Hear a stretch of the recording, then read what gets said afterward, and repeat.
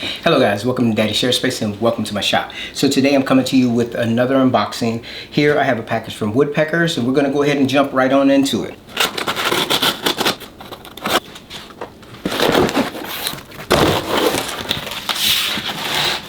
Alright, we see the presentation. We have a stainless steel square device. Let's go ahead and finish unboxing it.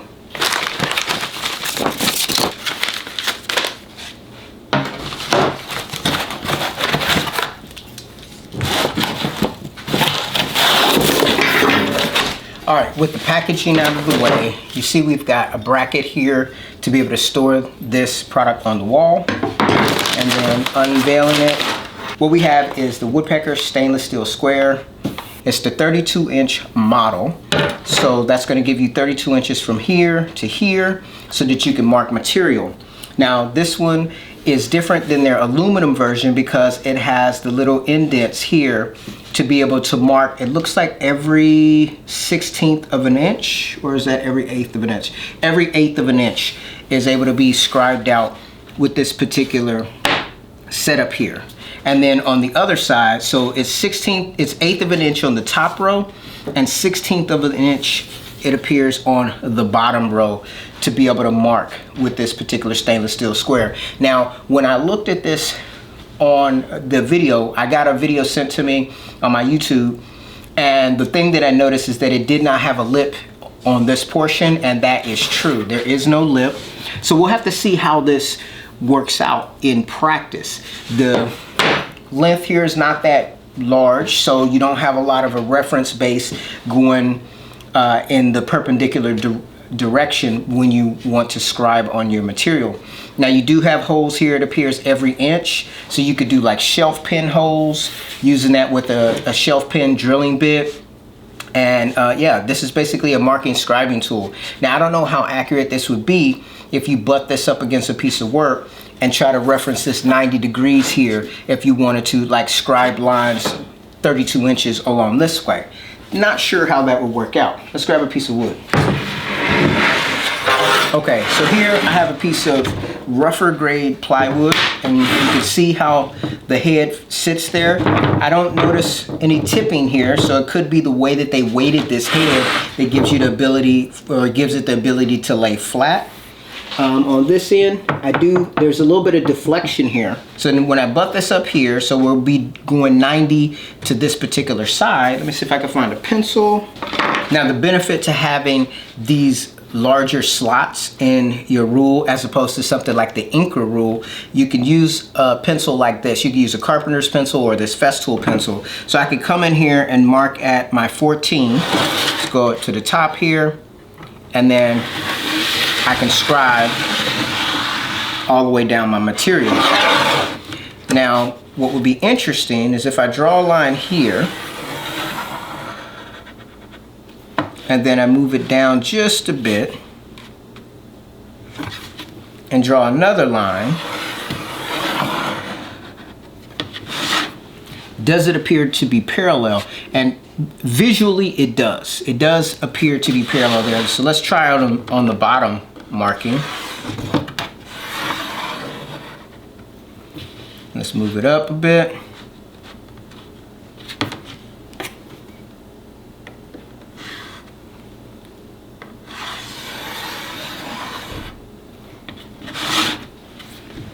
And that one appears to be fairly uniform as well. Now the reason why I'm looking at that is there was a gentleman that responded in one of my videos that said that he has the aluminum version of this, and he says it's an 1/8 inch out over the length of the rule. And I didn't consider that. He basically was talking about there's not enough reference area here, and that's something I didn't consider. When I look at my larger squares like the 26-inch L square, it does have a substantial base to support that blade going out. So it makes sense that, especially with something like this, you can kind of get it cocked even just a fraction. If you just had a piece of wood in here, that would take your mark off a great deal. So obviously you would want to make sure that you have a nice straight edge with no kind of burrs or anything to try to get the most accurate measurement if you want to just try to scribe a line across. I like the fact that this has a longer length because it gives you the ability to, you could do anything within this 32-inch setting here, versus if you were to get obviously a 12-inch, this is as far as you're going. If you get to 24-inch, this is as far as you're going. So this is going to give you the most bang for your buck. Now it will be super cumbersome if you pull out something smaller like this, and in this way you would obviously want to use something a little bit more applicable to the size, and i.e. that's why you have all these different ranges of tools. I sat down one day with my wife and I was showing her all these different Woodpeckers tools, and she was like basically saying that they all do the same thing for the most part. And you know, in a way she's not wrong, but then at the same time we know that it may be a little bit more easier to use a smaller item on something like this and then a larger item on a bigger panel, or a larger tool on a bigger panel. Anyways guys, I mean, it's pretty much no frills. I could go in here and make a circle all throughout this area here, which is going to mark out my shelf pin holes.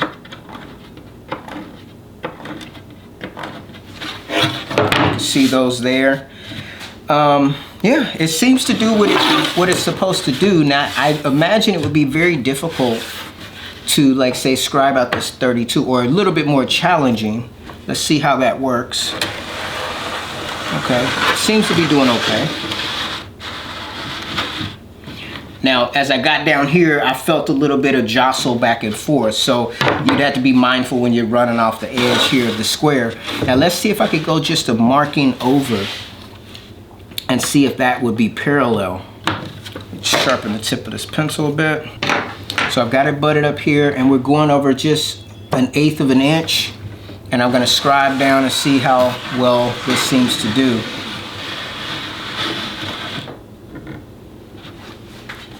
And looking at this, it is not, I can see that it's actually going out a bit as I go down. So, you know, I guess in theory something like this would be great, but I think in practice you would probably need a lot longer reference place here, which would give you a lot less movability as well, because let's say this bar was as long as this thing here. When I'm sliding it back, you know, because even just as I move that there, I feel it kind of wanting to slide away from my material. So you have to really work on keeping it butted up to this side, and then trying to make sure that you're able to get down. And then when you get to the end, you need to be mindful that, like, am I getting out of square down here or off of my reference edge? So I do see a little bit of a variation here. Now it could be the pencil lead started to dull here, so I see it being finer,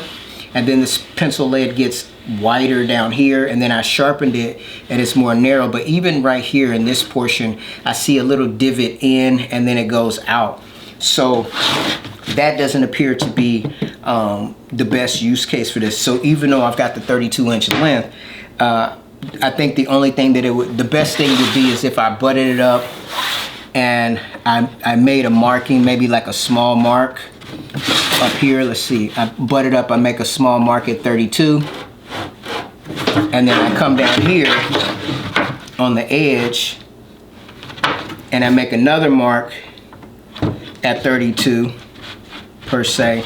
And then if I came back, which kind of defeats the purpose of this, I guess, in some aspects, but I guess if my end over there is square, then these lines should actually line up. And this board is, you know, I don't know if it's square or not. It doesn't appear to be. There's a lot of blank space up there, so I'd imagine not.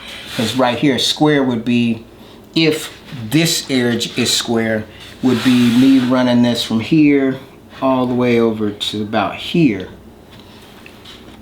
And that would, wow.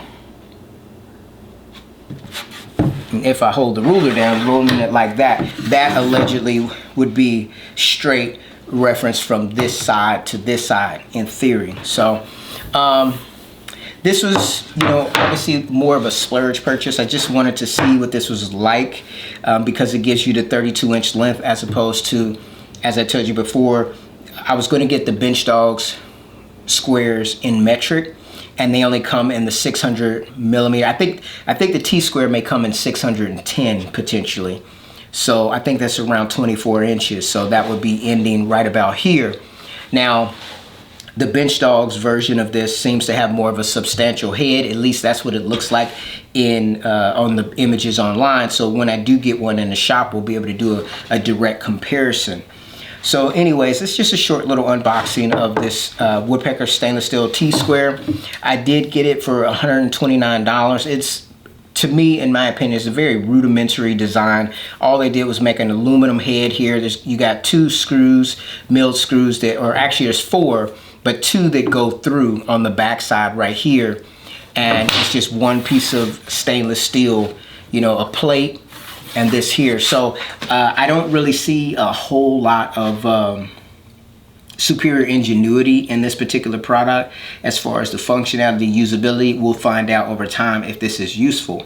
So it's $129.99 currently. The full price will be $179.99. In my opinion, it should probably stay $129.99 permanently. That's my initial impressions on this. I don't know if I would actually be thrilled if I paid $179.99, and definitely not $199.99. When I first saw this on Woodpecker's site, it could have been an error.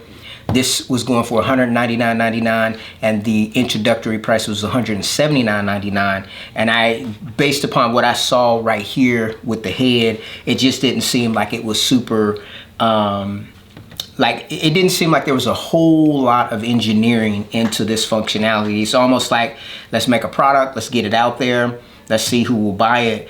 And then, you know, but once I went back and I saw that it was $129.99, for me personally, it felt like, since I do YouTube, it would have been an acceptable video to make, because then you got somebody that doesn't work for the company who bought the product with his own money, giving his opinion about the product and what he thinks. Overall, the blade is similar quality. Looks like it's about 1/8 of an inch thick. Very similar quality to the other stainless steel products that I have here in the shop. My only reservation to this is that I think for rough marking and just general purpose, I think this is perfectly fine.